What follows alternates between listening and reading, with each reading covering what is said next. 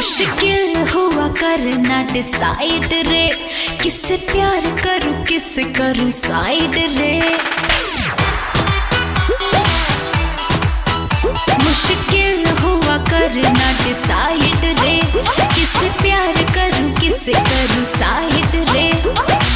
कैसे पहचाना जाए सच्चा और फेक को, कैसे पहचाना जाए सच्चा और फेक को। क्या क्या क्या क्या हाँ। दिल दो किसी एक को, वो भी कोई नेक को, ढूंढो जब तक मिलना चाहे देते रहो हर एक को।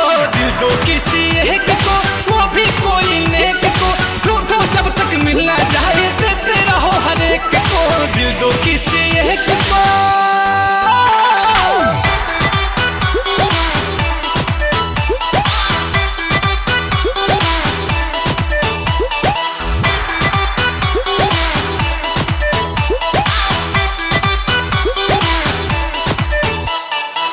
दिखते हैं जो सीधे साधे, उनमें भी फर्जी है आधे।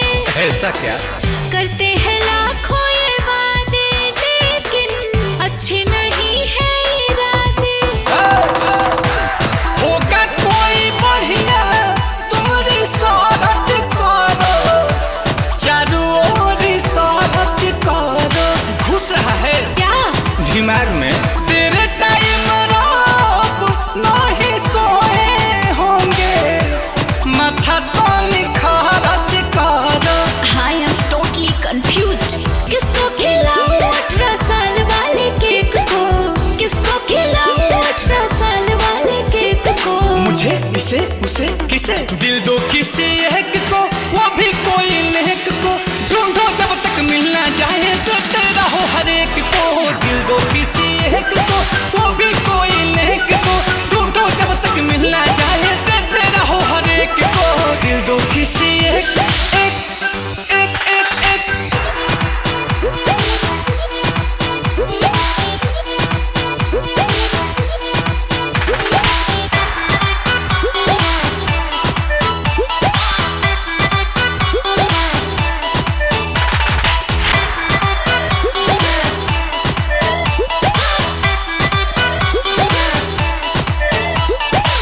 कहती है सखियां सहेली, रहो मर भर अकेली।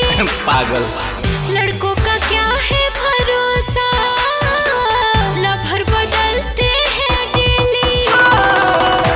सोहनो सुधा कर भीड़ जा कर देखो, भाग आ जमा कर देखो। क्या उसका तो नाम ही मत लो। न तो नील कमला तो यार है तू, प्यार से पता कर देखो। कुछ भी बोलते हो। कहाँ लगाऊं जवानी पे भी रेत को, कहाँ लगाऊं जवानी पे भी रेत को। जाइएगा कहीं आइएगा यहीं। दिल दो किसी एक को, वो भी कोई नेक को, ढूंढो जब तक मिलना चाहे